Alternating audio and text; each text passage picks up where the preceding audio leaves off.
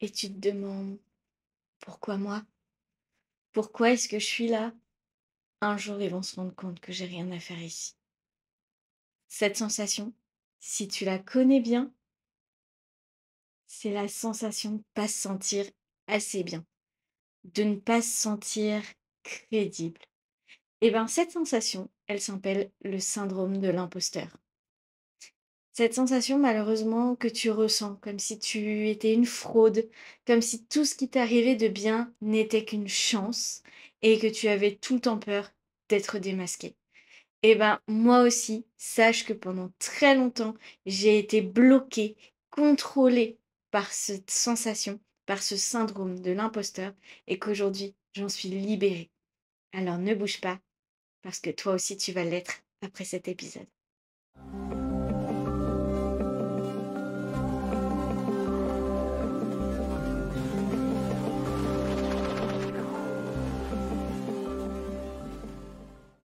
Hello Glow Girl, j'espère que tu vas bien et que tu es prête à rayonner. Aujourd'hui, on est dimanche, il est 10h, alors fais comme moi, garde ton pyjama, prends-toi une petite boisson et on se retrouve aujourd'hui pour parler du syndrome de l'imposteur et de comment ne plus se faire contrôler. Alors que tu sois en train de regarder cette vidéo, ou bien si je suis dans tes oreilles, bienvenue sur ce podcast et on attaque aujourd'hui avec le 3e épisode. Donc pour vous parler, moi, de mon syndrome de l'imposteur, il faut savoir que je l'ai eu pendant quasiment toute ma vie. Donc, comme je pouvais vous le dire dans l'épisode 2, d'ailleurs si tu n'as pas vu l'épisode 2, n'hésite pas après cet épisode à aller le checker. Si tu n'as pas vu le 1, je te laisse le checker également. Donc pendant cet épisode, j'expliquais du coup que quand j'étais plus jeune, je me suis faite manipuler par un membre de ma famille pour me faire croire que ma mère ne m'aimait pas. Et du coup, en fait, toute cette manipulation a fait que j'ai grandi sans confiance en moi et avec ce syndrome d'illégitimité tout le temps présent. Et donc, c'est ce qui a fait grandir en moi également le syndrome de l'imposteur. Puisque toute ma vie, déjà au sein de ma famille, je n'avais pas l'impression d'être à ma place. Donc, toute ma vie, en fait, j'ai grandi avec cette impression de ne jamais être à ma place, de toujours, pas déranger, mais de toujours, de ne pas mériter en fait tout ce qui m'arrive. Et un jour, donc comme je vous l'ai dit, je travaille avec une psychologue pour avancer dans la vie. Et du coup, c'est cette psychologue qui m'a fait comprendre, qui m'a fait prendre conscience qu'en fait, je trouvais toujours des excuses pour ma réussite et que je n'avais pas en fait confiance. Et du coup, que je n'avais jamais le déclic pour dire: «Ah ouais, j'ai travaillé pour faire ça». Non, je me disais toujours: «Ah bah, j'ai eu un coup de chance». En fait, par exemple, si vous le savez déjà, je suis auto-entrepreneur et en fait, quand je me suis lancée, donc je me suis lancée à peu près à la même période que j'ai commencé, à retourner chez la psychologue et à découvrir cette psychologue-là en particulier et du coup, en fait, à ce moment-là, elle me dit: «Ah, c'est très bien, c'est courageux d'être auto-entrepreneur et tout».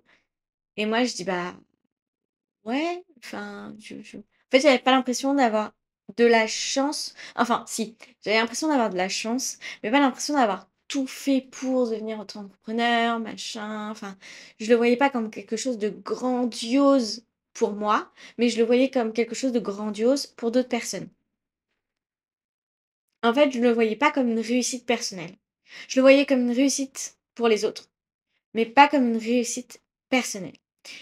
Par ailleurs, je me suis lancée en tant que prothésiste ongulaire. J'ai fait des formations certifiantes. J'ai travaillé de mon côté en mangeant du contenu gratuit sur les réseaux sociaux et du coup en m'auto-formant, en devenant autodidacte. En plus de mes formations certifiantes. Donc je suis légitime d'être prothésiste ongulaire. Dans la vie, mon salon commence à prendre en clientèle. Je commence à avoir 80 de ma clientèle qui vient, qui est fidèle, qui revient, qui parle de moi, qui voilà, qui est vraiment fidèle. Et ben, j'ai minimisé cette réussite en me disant que c'était un coup de chance. En me disant que si mes clientes revenaient, c'est parce que elles étaient proches, parce que j'étais pas chère, parce que voilà, je cherchais beaucoup d'exemples, mais jamais je me suis dit: «Mais en fait mes clientes, elles m'apprécient.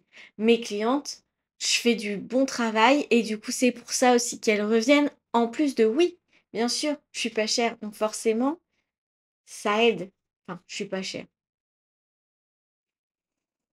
Je m'entends. Ça reste quand même un coût élevé, mais je reste au niveau tarif concurrentiel assez peu cher. Mais du coup, au niveau de toute cette réussite, je ne l'ai pas prise personnellement. Jusqu'à ce que j'ai plusieurs clientes qui me le disent directement et où là, je me suis dit, si en fait, peut-être que si elles reviennent, c'est parce qu'elles apprécient ma personnalité, parce qu'elles aiment mon travail, parce que ce que je fais sur leurs ongles correspond aussi à leur personnalité, parce qu'elles s'y retrouvent. Parce que quand vous allez chez une prothésiste ongulaire, si vous faites quelque chose qui ne vous ressemble pas, ou si la prothésiste n'arrive pas à cerner aussi votre personnalité, et ça n'a rien de personnel, un peu trop de personnel dans cette phrase. Mais voilà, vous pouvez ne pas matcher forcément avec des personnes, et cetera, donc ça peut jouer aussi. Mais tout ça, en fait, ça a un lien. Et si les personnes, elles reviennent aussi, c'est parce qu'elles matchent avec mon travail. Et ça, au tout début, je le minimisais énormément. Mais il n'y a pas que dans l'entrepreneuriat que j'ai ressenti cette, ce syndrome de l'imposteur, puisque du coup, j'ai toujours cette impression d'être moins bonne que les autres. Toujours, je me compare aux autres prothésistes qui commencent, aux autres prothésistes qui sont déjà là depuis longtemps. D'ailleurs, c'est pas ce qu'il faut faire. Je J'en reviendrai dessus, mais c'est vraiment pas ce qu'il faut faire. Ne vous comparez pas. Mais du coup, je l'ai pas eu que dans l'entrepreneuriat. Je l'ai eu aussi dans le salariat. Et ça, c'est quelque chose d'énorme. Par exemple, pour vous donner un exemple, c'est le dernier job dans le salariat que j'ai fait, qui est l'exemple le plus parlant. En fait, donc ce qu'il faut savoir, c'est que moi, de base, j'ai fait un BTS tourisme. Ensuite, je suis partie dans l'animation et après Covid, je me suis dit l'animation, c'est bien, mais c'est pas stable. Que font mes anciens camarades de classe? Et pour beaucoup, à ce moment-là, ils étaient dans l'hôtellerie. Je me suis dit, je vais me tourner vers l'hôtellerie. Je n'en avais jamais fait, il faut le savoir. Donc, je commence l'hôtellerie en 2021. Je suis embauchée dans un hôtel. Après Covid, l'hôtellerie, c'était plutôt débouché. Il faut savoir que du coup, l'hôtellerie, après Covid, il y avait beaucoup de burn-out, il y avait beaucoup de turnover. Donc, il y avait beaucoup de postes disponibles. Donc, quand je me suis lancée, on m'a dit, pas de souci, ne t'en fais pas, on va te former, tout va bien se passer, etc. J'ai commencé dans un petit hôtel 4 étoiles. Je dis petit hôtel parce que c'était un hôtel familial de peu de chambres. Il y en avait 14 quand j'ai commencé. Et du coup, quand j'ai commencé, l'équipe réception était à zéro. C'est-à-dire que j'ai commencé en même temps qu'une autre jeune fille, qui est devenue mon amie d'ailleurs. Et cette jeune femme, du coup, qui a commencé en même temps que moi, elle avait de l'expérience. Donc, comme on s'est très bien entendu et qu'on est devenus amis, elle m'a beaucoup aidée sur toute la partie que je ne connaissais pas et que je ne comprenais pas forcément et que je n'osais pas demander déjà à la jeune femme qui nous formait sur place et qui travaillait dans cet hôtel-là depuis plusieurs années maintenant. Donc, elle m'a vraiment bien aidée, j'ai pu appréhender mon poste. Au début, gros syndrome de l'imposteur, je n'avais jamais travaillé en hôtellerie, donc j'avais peur de dire des bêtises, de faire des bêtises. Tout ce que je faisais, il fallait que j'aille demander validation à la fille qui nous avait formés, et ça, c'était un enfer, que ce soit pour eux comme pour moi. Je pense que c'est horrible de toujours aller demander la validation.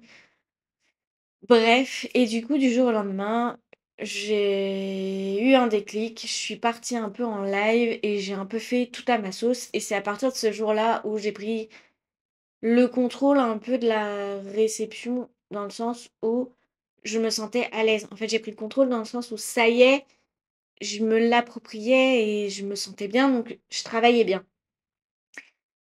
La vie a fait que j'ai déménagé, je suis partie de cet, hôtel-là.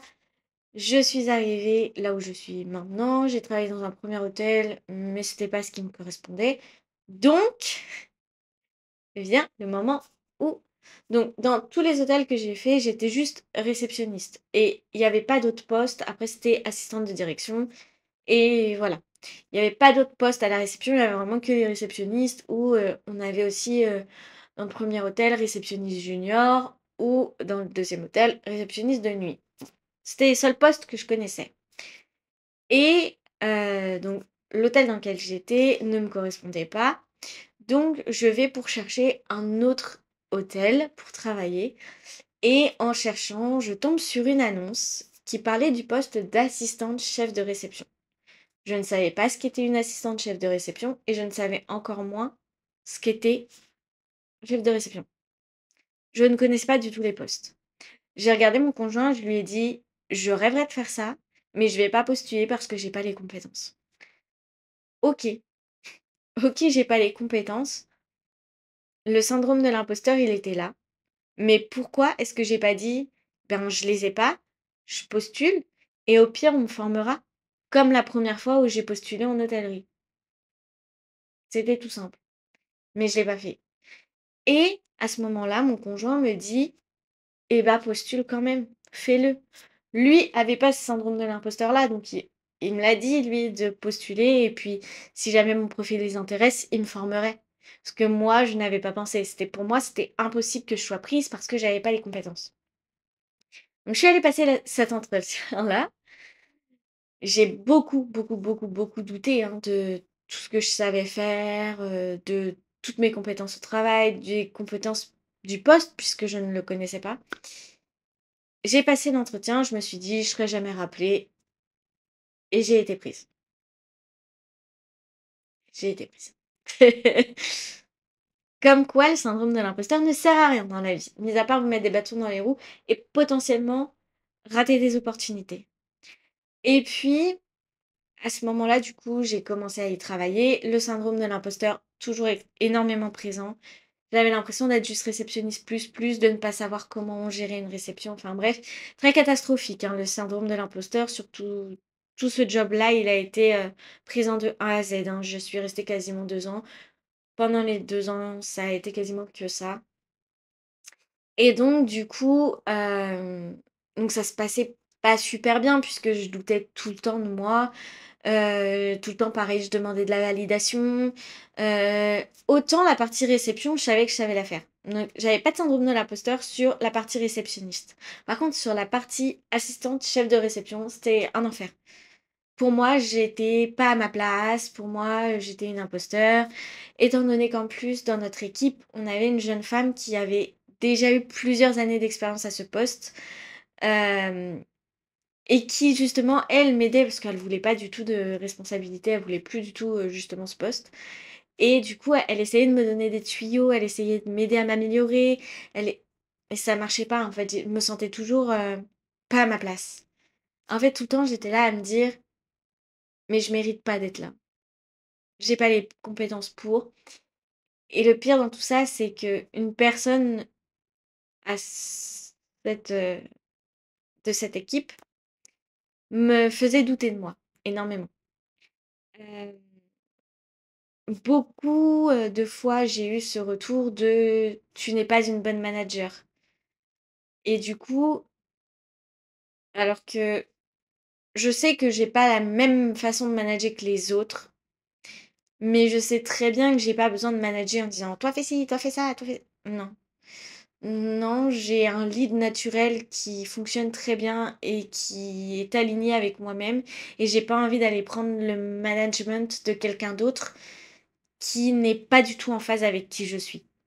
Je ne crie pas sur les autres, je ne suis pas méchante, non, je suis pas ce genre de personne donc qu'on me demande de manager comme ça, c'était inconcevable pour moi et du coup, mon lead naturel, on me l'écrasait totalement.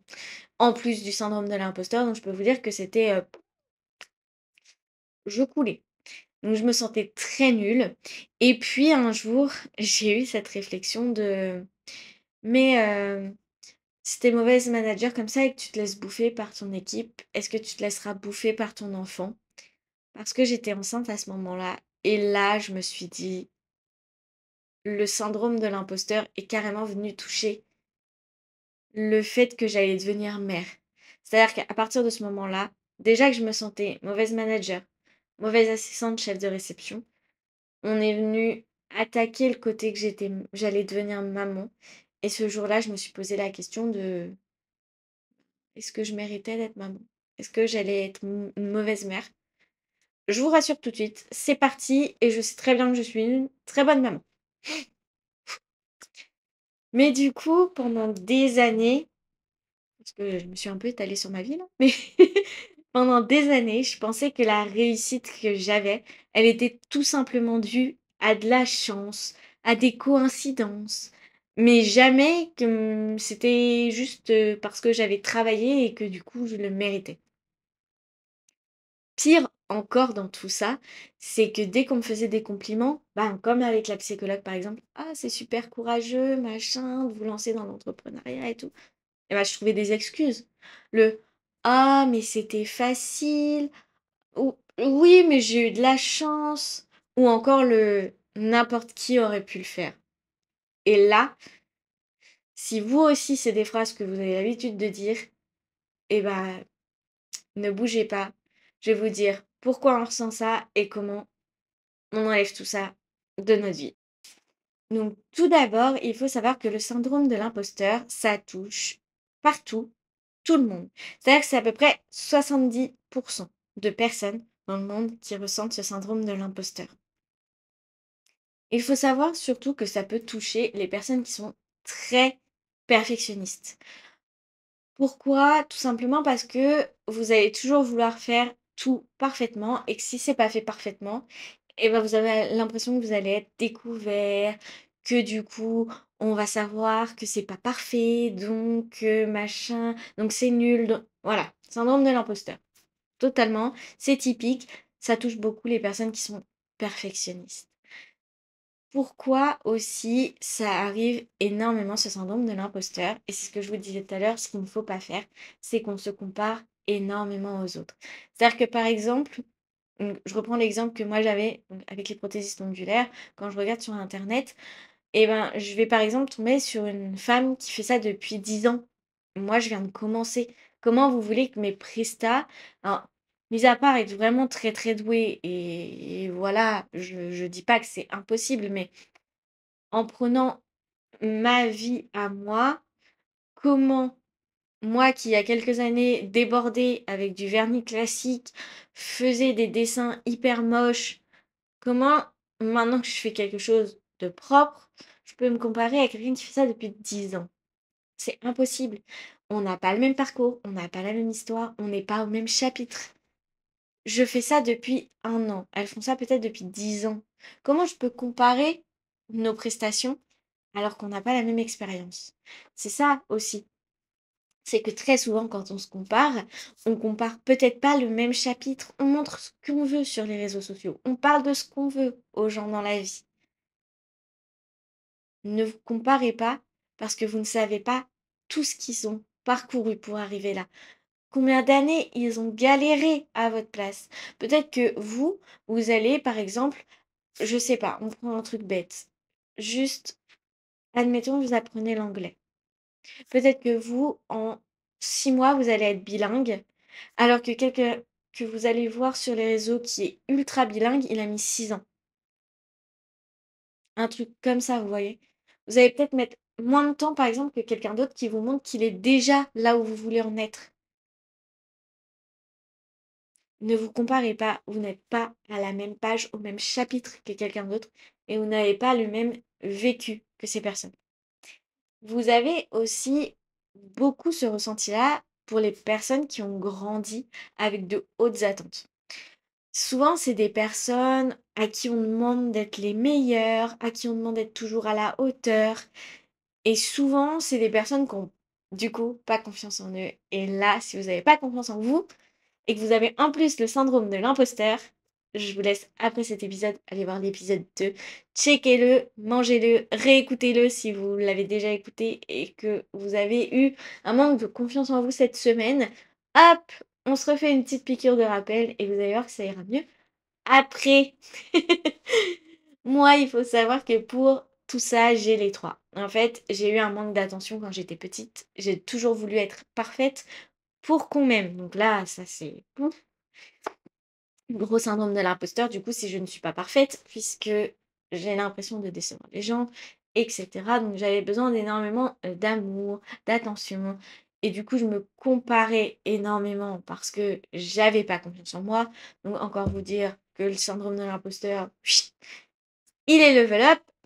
Et du coup, j'avais aussi cette pression un peu familiale d'être à la hauteur parce que sinon j'avais l'impression que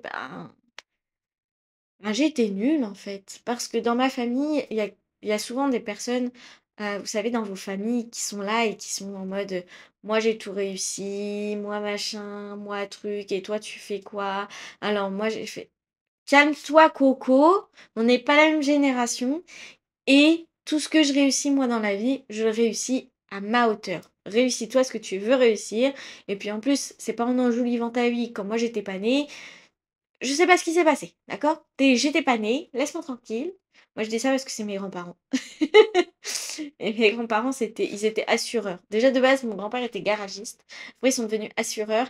Et ils avaient tout réussi dans la vie. Calme-toi, Coco. C'est pas parce que t'as été assureur que t'as tout réussi dans la vie et moi je réussirai à rien. On redescend. J'étais même pas née. Je peux pas savoir ce que t'as fait. Tranquille. Voilà. Ça c'est dit. Mais du coup, mais du coup, pour en revenir à ce que je disais, j'avais toujours ce besoin tout le temps de prouver en permanence, que ce soit à mes proches ou dans la vie de tous les jours à tout le monde.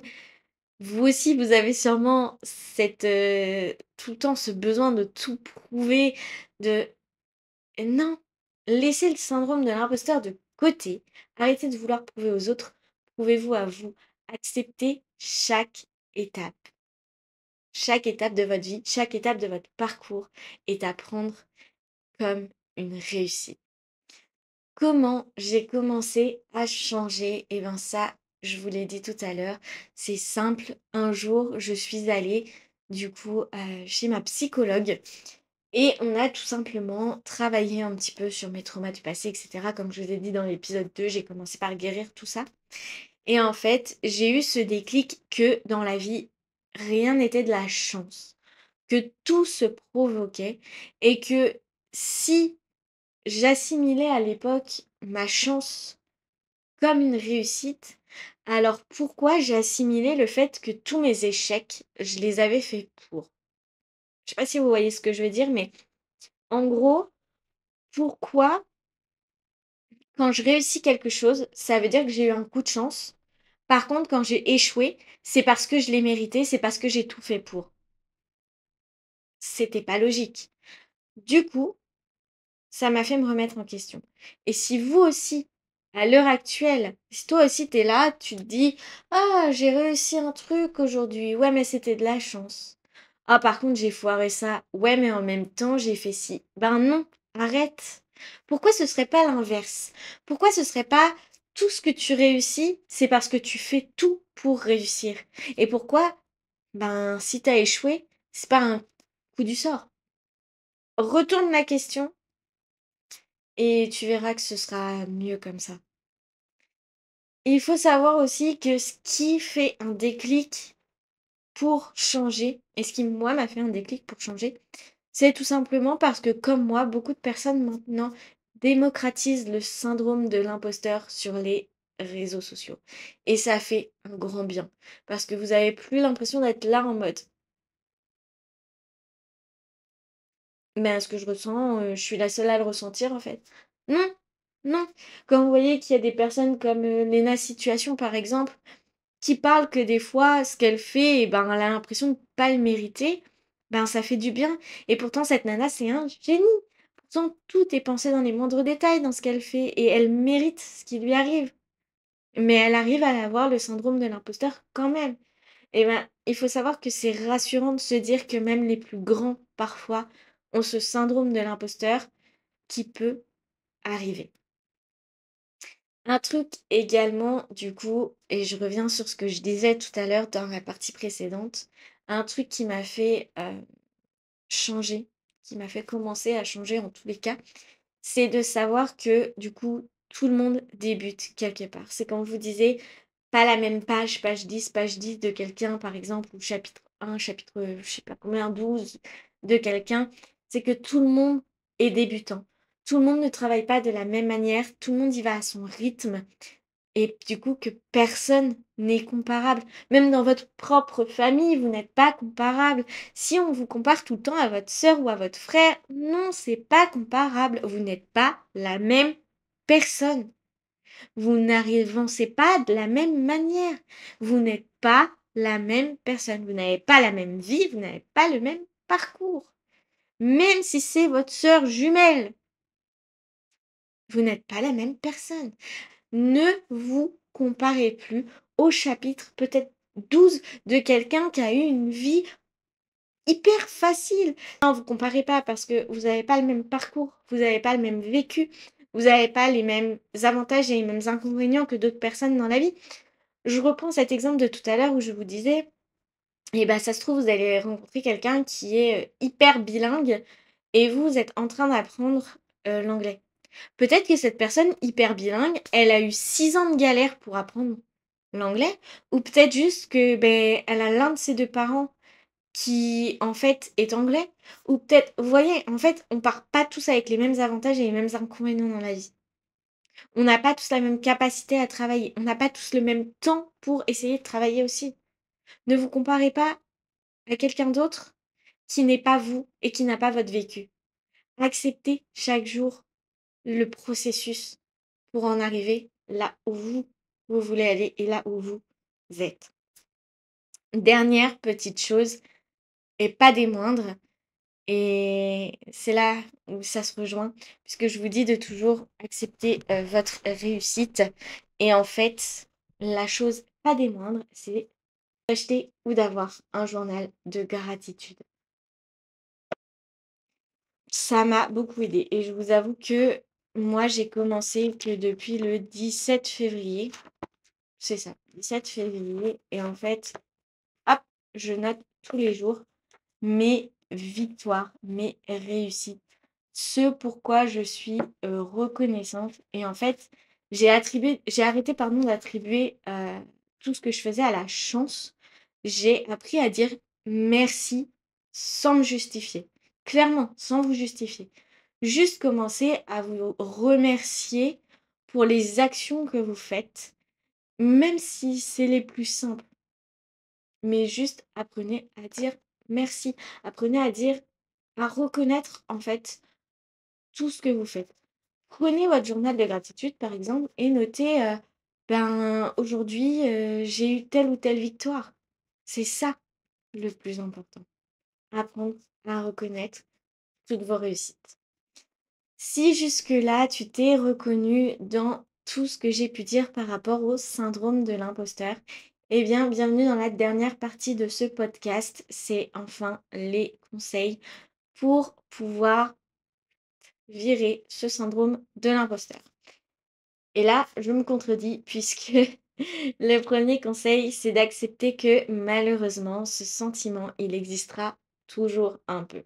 Comme je vous le disais, même si vous avez confiance en vous, même si tu arrives au stade où ben, tu es sûr de ce que tu fais, etc., tu auras toujours un petit moment où tu as un doute et du coup le syndrome de l'imposteur va venir se glisser.